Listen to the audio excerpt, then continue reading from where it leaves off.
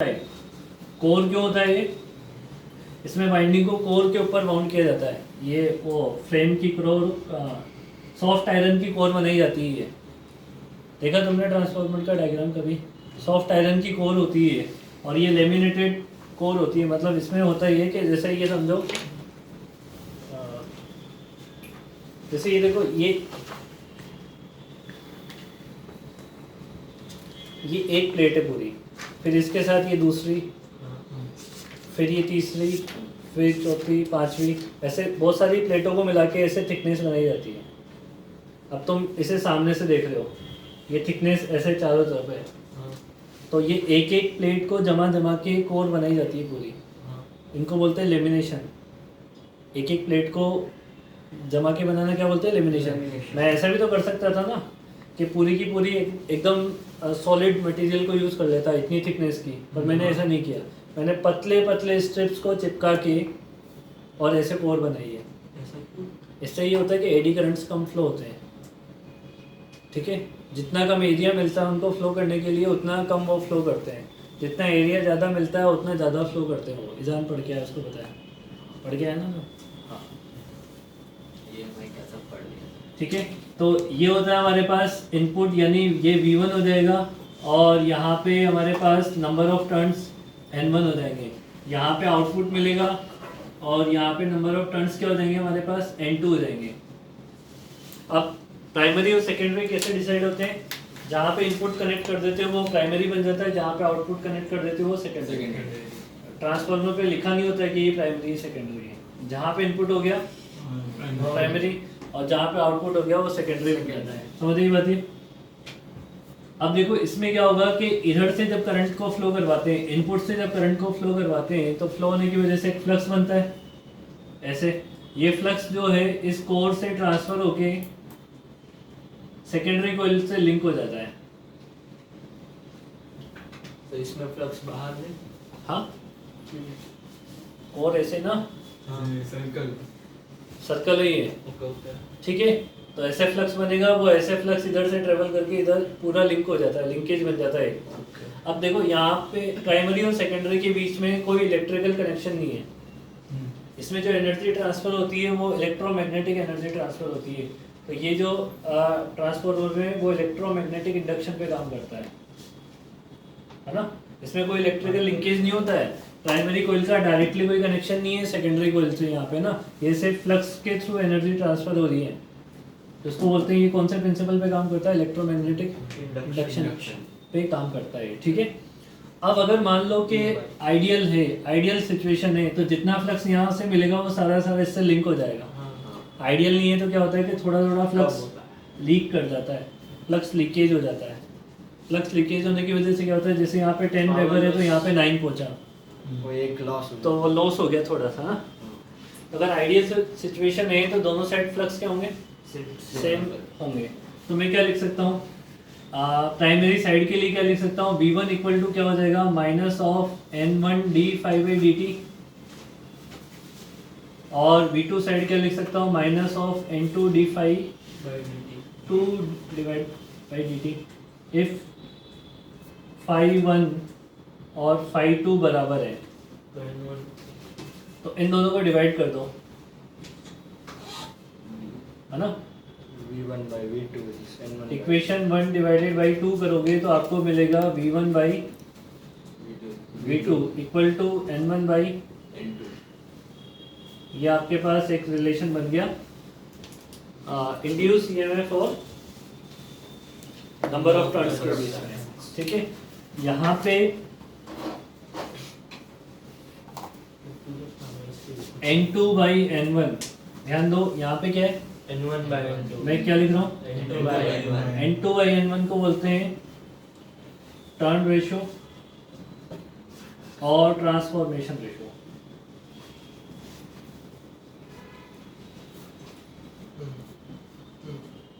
क्या हो रहा है ये? ठीक है, N2 बाई N1 को टर्न रेशो या फिर ट्रांसफॉर्मेशन रेशो बोलते हैं। समझ आ गई बात ये? अब देखो इसमें इनपुट पावर कितना है?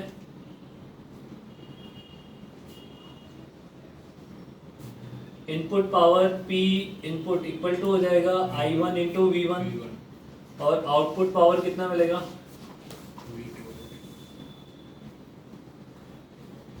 P आउटपुट इक्वल टू हो जाएगा I2 इंटू V2। समझ रही बात ये? अगर ये आइडियल ट्रांसफार्मर है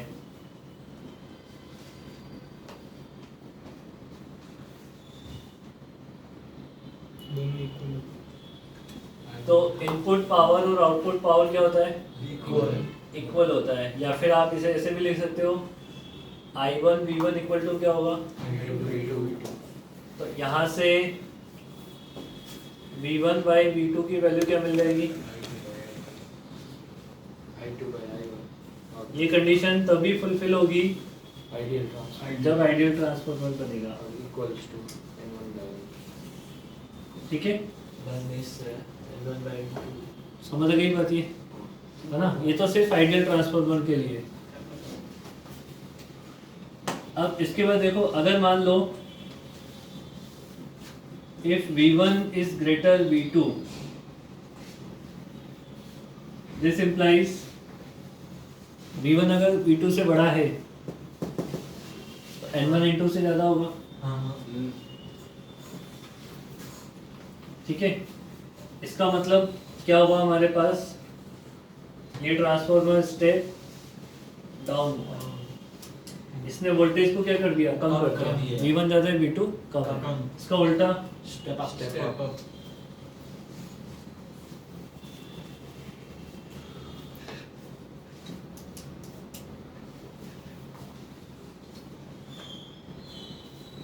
स्टेप अप, है ना? ठीक है, समझ आ गई बात ये ट्रांसफार्मर के वर्किंग के हिसाब से हो गया। अच्छा देखो, अगर मान लो आइडियल ट्रांसफार्मर है तो अगर वोल्टेज जैसे आइडियल ट्रांसफार्मर है ना, और मैंने बोला स्टेप अप ट्रांसफार्मर है, तो कौन से करंट ज़्यादा होगी, इनपुट या आउटपुट? आइडियल है और स्टेप अप है। स्टेप अप तो आउटपुट करंट इनपुट ज्यादा क्योंकि पावर दोनों की बराबर होनी चाहिए। अगर तुमने बोला आइडियल है और आपका जो स्टेप अप है तो V2 की वैल्यू ज्यादा है तो I1 ज्यादा है। वैसे जिधर वोल्टेज ज्यादा होता है उधर करंट क्या होती है? जिधर वोल्टेज ज्यादा होता है उधर क्या होती है? इसका यूज कैसे करते हैं कि जहाँ जनरेशन होता है ना, वहाँ पे बहुत लो वोल्टेज पे जनरेट करते हैं इसको, AC को, है ना? अब लो वोल्टेज पे जनरेट करके क्या करना होता है कि ट्रांसमिट करना होता है बहुत दूर तक। अगर आप उसी को सप्लाई पे डाल दोगे, मतलब उसी को सप्लाई पे डाल दोगे ना, तो धीरे धीरे जो है वो वोल्टेज क्या होता है? डाउन होता जाता है, बिकॉज ऑफ वायर पे रेजिस्टेंस होता है और वो धीरे धीरे वोल्टेज को क्या कर देता है? कम कर देता है ना? समझ रही बात? मान लो आपने इधर से 11.5 किलोवाट भेजा, साला वहाँ पे 0 पहुँचा। ट्रांसमिशन का मतलब क्या है? नहीं, बहुत दूर बड़े बड़े स्टेशन होते हैं ना, वहाँ से तुम्हें बहुत बड़े बड़े से ऐसे पोल खड़े होते हैं एल्यूमिनियम के, बहुत बड़े बड़े पोल, उन पे से वायर जाती है, इसी को हाई टेंशन वायर बोलते हैं जिन्हें। समझ आ रही बात ये? तो अब इस प्रॉब्लम से बचने के लिए क्या करते हैं कि जहाँ पे जनरेशन होता है वहाँ पे स्टेप अप ट्रांसफार्मर लगाते हैं, वोल्टेज को बढ़ा देता है और उधर स्टेप डाउन, और वोल्टेज को बढ़ाते ही क्या होता है? करंट अपने आप क्या हो जाता है? कम हो जाता है। जितना कम करंट वायर में फ्लो करेगा उतना कम पावर लॉस आएगा, इसलिए उधर स्टेप अप। समझ आ रही बात ये? तो एक तो हमें फायदा मिल गया कि जब हमने ट्रांसमिशन किया हाई वोल्टेज पे, इधर से अगर 11 kV भेजा, किलो वोल्ट, तो एटलीस्ट साला वहाँ पे 10 किलोवोल्ट पहुंचा। ठीक है, यूज तो हुआ ना, 1 किलोवोल्ट का नुकसान हो गया, ठीक है चलो, बट कम उस पे भेजा अपन ने करंट पे, तो दूसरा फायदा क्या हुआ? लॉस कम हुए। अब अगर ज्यादा करंट होगी, ज्यादा हीटिंग होगी तो वायर मेल्ट हो जाएंगे साले, प्रॉब्लम है ना। हाई करंट पे अगर आप सप्लाई कर दोगे तो क्या हो जाएंगे? वायर मेल्ट हो जाएंगे, है ना? तो वायर टूट जाएंगे। अपने एसी वेसी में भी तो होते हैं ना, कभी कभी तुमने देखे होंगे प्लग जल जाते हैं। वो क्यों होता है? क्योंकि आप कम रेटिंग की चीजों को ज्यादा करंट सप्लाई कर देते हो। भाई इसमें तो करंट ज्यादा की रिक्वायरमेंट है, ट्यूबलाइट और एसी में किसको ज्यादा करंट की रिक्वायरमेंट है? एसी। तो जितनी ज्यादा करंट फ्लो होगी उतनी ज्यादा हीटिंग करता है वो। अब आपने नॉर्मल प्लग में अगर उसे लगा दिया, इंसर्ट कर दिया, तो उसकी जो वो होते हैं ना, इसकी जो आगे वो होती है पिन होती है, हाँ। वो हीट करते हैं और हीटिंग की वजह से वो जल जाते हैं। इसी वजह से इनके पावर प्लग अलग आते हैं, 6 एम्पियर के आते हैं इनके। समझ आ रही है बात? ये नॉर्मली 2 एम्पियर के होते हैं और वो पावर प्लग 6 एम्पियर के आते हैं। समझ आ गई बात ये? तो जितनी ज़्यादा करंट फ्लो करोगे उतनी ज़्यादा हीटिंग करते हैं। तो करंट को तो कम कर देते हैं, वोल्टेज को बढ़ा देते हैं, ट्रांसमिशन कर देते हैं। अब जो वहाँ से ट्रांसमिशन से जो वोल्टेज आ रहा है आपके घर में थोड़ी ना डायरेक्टली यूज़ होगा। आपके घर में चाहिए 220, वो आ रहा है साला 10 किलो वोल्ट, मतलब 10,000 वोल्ट आ रहा है उधर से। तो उसको क्या करना पड़ता है फिर? Step down. आपके सिटी के बाहर एक स्टेशन बनाते हैं, इधर ऐसा घर का बिल्डिंग के पास भी है। पहले सिटी के बाहर एक सब स्टेशन बनाते हैं, वहाँ से क्या करते हैं? स्टेप डाउन करते हैं। वहाँ से जैसे 10 किलो को हो सकता है कि कम करके उन्होंने 5 किलो तक कर दिया है, फिर 5 किलो को आपकी सिटी के अंदर भेजते हैं। सिटी के अंदर अलग अलग एरिया में एक वो सब स्टेशन है। जैसे यहाँ का तो मैं गया था एक बार, इधर ही कहीं वो मोदी या प्राइमरी स्कूल के उधर ही कहीं, ऐसे देखा बहुत सारे लगे होते हैं, खंभे लगे होते हैं, वायर कनेक्शन होते हैं, एक सब स्टेशन सा होता है। वहाँ पे आती है लाइट, वहाँ से और कम करते हैं वो लोग, और कम करके आपकी लोकेलिटी में डिस्ट्रीब्यूट करते हैं। ठीक है, तो ये डिस्ट्रीब्यूशन हो जाता है, इसको बोलते हैं डिस्ट्रीब्यूशन। समझ आ गई बात ये? तो ये पूरा प्रोसेस होता है ये ट्रांसफार्मर के लिए। तो लॉसेस को कम करने के लिए हाई वोल्टेज लो करंट पे सप्लाई की जाती है ना। अब हम क्या बता देते हैं, स्टेप अप स्टेप डाउन का मैंने तुम्हें मतलब समझा दिया है, कैसे कहाँ पे यूज़ होते हैं ये बता दिया है। एक इसमें एफिशिएंसी कैलकुलेट करना होता है, ईटा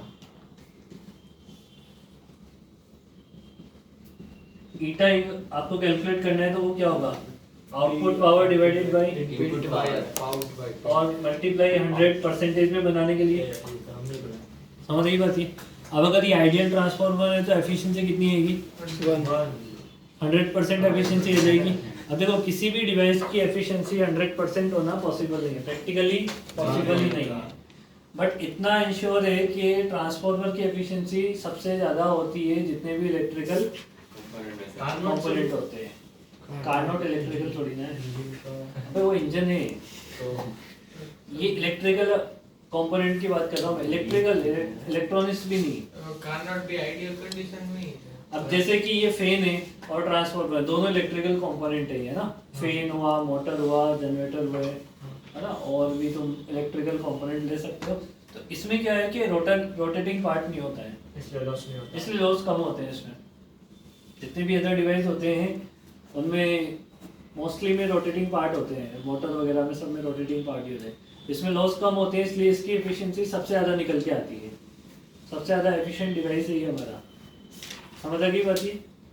बट प्रॉब्लम ये है कि करंट और वोल्टेज की वजह से हीट करते हैं, हीट करने की वजह से इन्हें कूल करना होता है।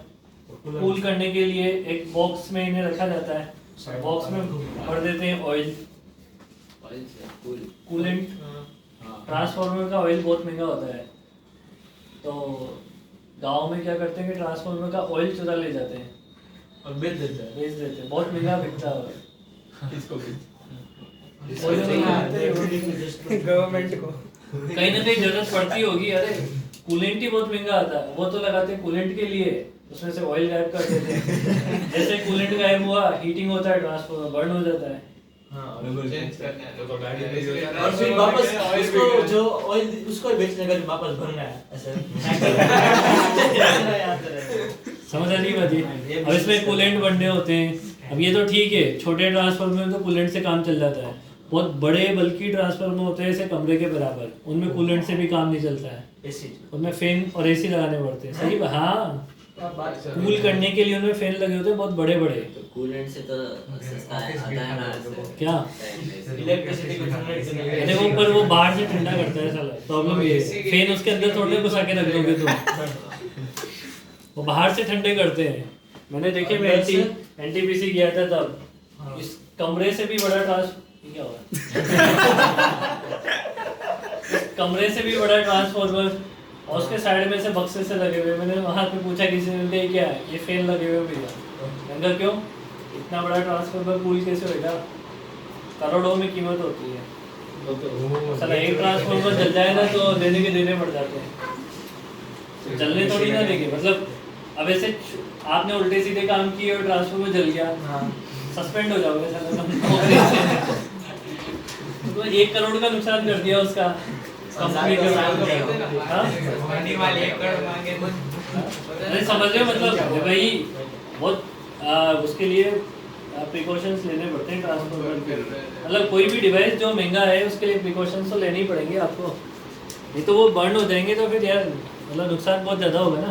आइस में रख सकते हैं। हाँ इसमें पानी के पानी जैसे कि पानी के अंदर डुबो के रख देंगे बेटा, चाय और बिस्कुट की जैसा आइस के अंदर। पानी गरम हो जाए। आइसक्रीम क्या है वो बीन बैग की नहीं निकलती और एक उसके अंदर इसे लिखो, इसे फटाफट लिखो, वापस ठंडा करके डाल। एफिशिएंसी का फॉर्मूला लिखो है P output upon P input, है ना। ट्रांसफार्मर में तो इतना ही होता है बेटा। जरूरत है ठंडे रखने की। सुनो ये नोट कर लिया गया। हाँ, सर। ट्रांसफार्मर में इतना ही है। एक तुम्हें वो पढ़ना है एलसी ऑसिलेशन, कल पढ़ाओगे कि अभी पढ़ाओगे? अभी कर टाइम लेते नहीं हैं। बचा, 5 मिनट में नहीं हो पाएगा। सुनो तो सही है कब अब मेरी बात सुनो पहले, कौन किस में एलसी ऑसिलेशन 6 में या 7 में? 6 7 मिक्स 7th में मॉड्यूल में 7 मॉड्यूल में से एलसी ऑसिलेशन पढ़ के आना एक बार, ओके ठीक है। तो जरा पढ़ के किसमें?